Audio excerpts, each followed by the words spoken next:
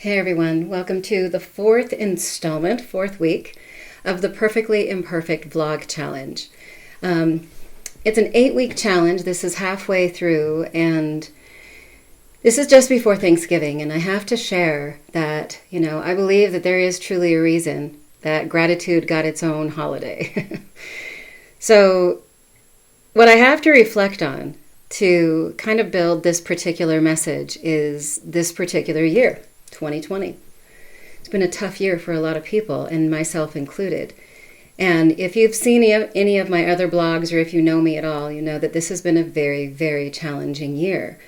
When COVID hit, it significantly impacted my businesses and my income. And so I had to give up my luxury apartment that I loved, and I had to give up my own private office space and moved into an office space to share with another therapist. And I moved in with my boyfriend and his kids. And things in my life were quiet, including my income. And then my mother went into hospice. And while I was so just adapting to these big changes, moving into a home where I wasn't ruling the roost after ruling the roost for 30 years. Was a pretty big deal.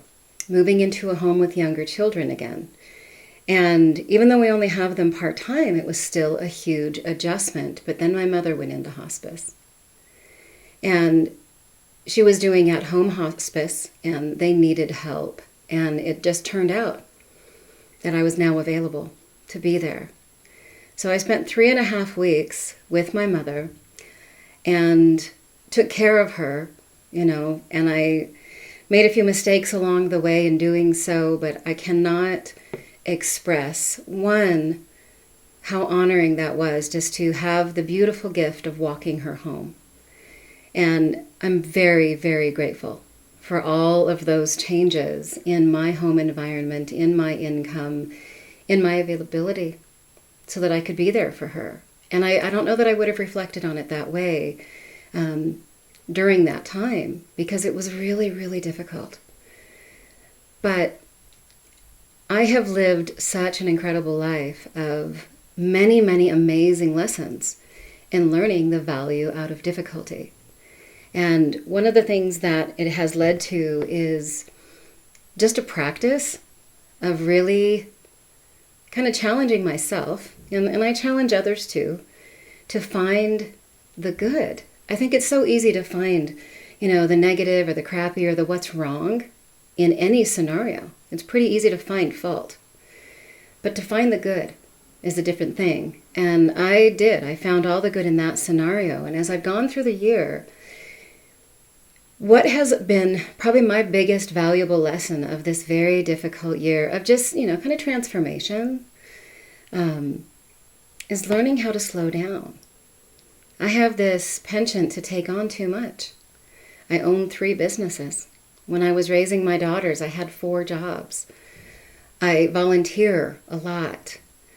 There's a lot of different things that I take on, and a lot of it's just because I love doing it. I love giving. I love helping people. But I also sometimes struggle to balance where is, Paula in all of this. So I've had no choice but to slow down. I've not had the emotional, mental, or even physical capacity to stay in full throttle. So what a gift, to stay home more, to slow down. I mean, I was seeing anywhere between 20 and 22, 25 people per week. My work as a hypnotherapist, my sessions are 90 minutes. So that was a pretty heavy week. And then I started the online business for consciouspreneurs. And I was doing all of this because I, had my own little private space and I could work late and do what I wanted. And now living in this environment, it is moving back into a family setting. And I want to spend time together. And I want to get caught up on the laundry and the dishes. And I want to cook things. And it's just so interesting how life shuffles.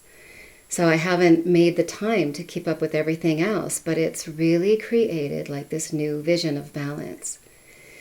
And one of the things that I've done all along through this year and for probably the last, I want to say it's almost 19 years now, is I have a practice of daily quiet time.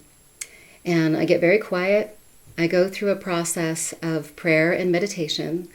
And when I first started this, it was challenging. But now that I've been doing it for a few years, it's pretty steady. And a lot of people ask me about this particular process. When I first started it, I was working with a spiritual mentor who required me to have a daily quiet time.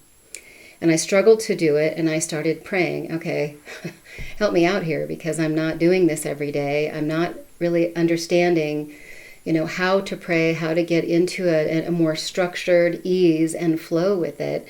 And at a barbecue, I stumbled upon a book that was an acronym, P.R.A.Y.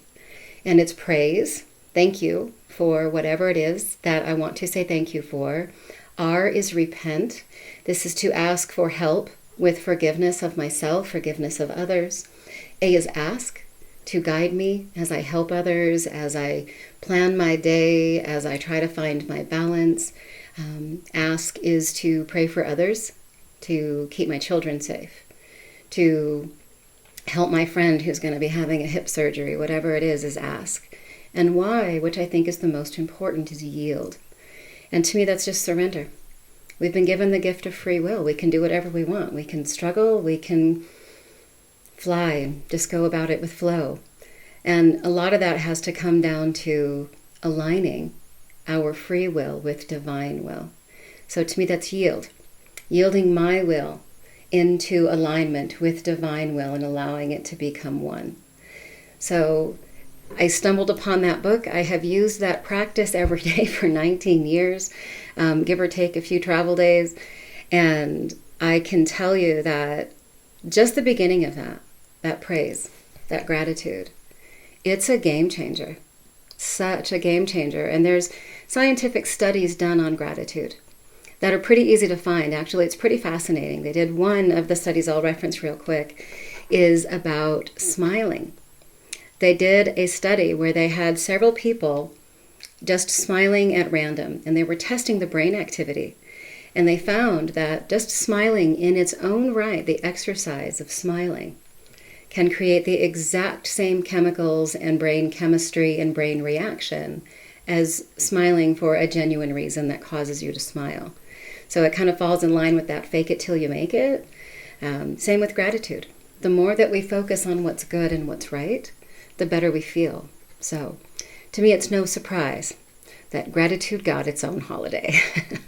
So as we approach Thanksgiving, just know that I am thankful that you're watching, that you're allowing me this space to express myself, that I am expressing myself in this way and offering others an opportunity to connect with me and with their comments in the emails. And as I've been doing this, it's been really cool. So thanks so much for those who've watched, those who've written, those who've sent me notes and private messages, those who've commented. Truly appreciate you. And I am very, very grateful for life itself. I'm grateful I'm here. I'm grateful I'm healthy. I'm grateful my loved ones are here and healthy.